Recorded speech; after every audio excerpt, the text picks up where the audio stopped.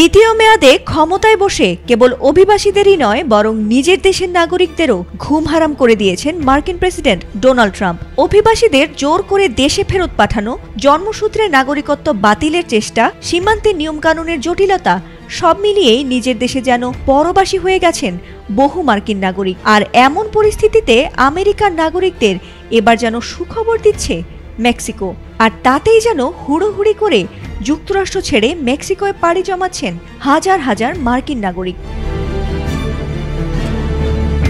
সংবাদ মাধ্যম ভায়োরের এক প্রতিবেদনে এমন তথ্য জানা গেছে। মেক্সিকো যেন আমেরিকানদের জন্য একটি নতুন আশ্রয়স্থল হয়ে উঠেছে।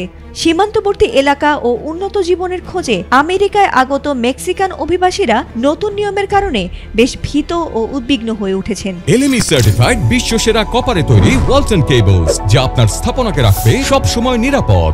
এই পরিস্থিতিতে বহু মানুষ নিজের শেকড়ে ফিরে যেতে ও মেক্সিকোর নাগরিকত্ব গ্রহণ করতে বেশ আগ্রহী। তাই সীমান্তবর্তী শহর তিজুয়ানায় শুরু হয়েছে আই এম মেক্সিকো ক্যাম্পেইন, যা মার্কিন নাগরিকদের দ্বৈত নাগরিকত্ব গ্রহণের সুযোগ করে দিচ্ছে। এবার অনেকেই শুধু জন্মস্থান বা পরিচয়ের কারণেই নয়, বরং নিরাপত্তা ও স্বাধীনতার স্বার্থে নিজের শেকড়ে ফিরে যেতে পারবেন। এ প্রসঙ্গে লস অ্যাঞ্জেলেসের বাসিন্দা এসমেরালদা বায়েস বলেন, আমার বোন ইতোমধ্যেই দ্বৈত নাগরিকত্ব নিয়েছে, এখন আমিও মেক্সিকোর নাগরিক হতে চাই।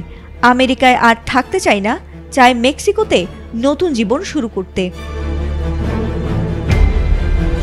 মেক্সিকো সরকার বলছে, দ্বৈত নাগরিকত্ব গ্রহণকারী মার্কিন নাগরিকরা মেক্সিকোয় শিক্ষা, স্বাস্থ্য, কাজের সুযোগ এবং ভ্রমণ সুবিধা গ্রহণ করতে পারবেন। এছাড়া মেক্সিকোর নাগরিক হিসেবে তাদের আইনি ও সামাজিক অধিকার আরও শক্তিশালী হবে। দেশটির কর্তৃপক্ষ নিশ্চিত করেছে, ইতোমধ্যেই প্রায় ৩,০০০ মার্কিনই এই কর্মসূচিতে আবেদন করেছেন।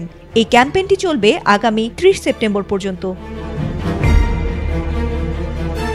যুক্তরাষ্ট্রের বিভিন্ন শহরে ইমিগ্রেশন অ্যান্ড কাস্টমস এনফোর্সমেন্টের কার্যক্রম সম্প্রতি অনেক গুণ বেড়েছে। এতে অনেকেই জেলের ভয় এবং নিজ দেশে প্রত্যর্পণের সম্ভাবনা দেখেই দ্বৈত নাগরিকত্ব গ্রহণের দিকে ঝুঁকছেন। বিশেষজ্ঞদের মতে, মার্কিন অভিবাসন নীতির কড়াকড়ি এবং নিরাপত্তাহীনতার কারণে দ্বৈত নাগরিকত্বের এই প্রবণতা আগামী মাসে আরও বাড়তে পারে। তবে প্রশ্ন হচ্ছে, মার্কিন নীতি কি এই প্রবণতাকে বন্ধ করতে পারবে, নাকি মেক্সিকোতে নতুন জীবন গড়ার পথে মানুষ আরও এগোবে? আর সেই উত্তর সময় বলে দেবে। ফাতিমা সুলতানা, এটিএন বাংলা।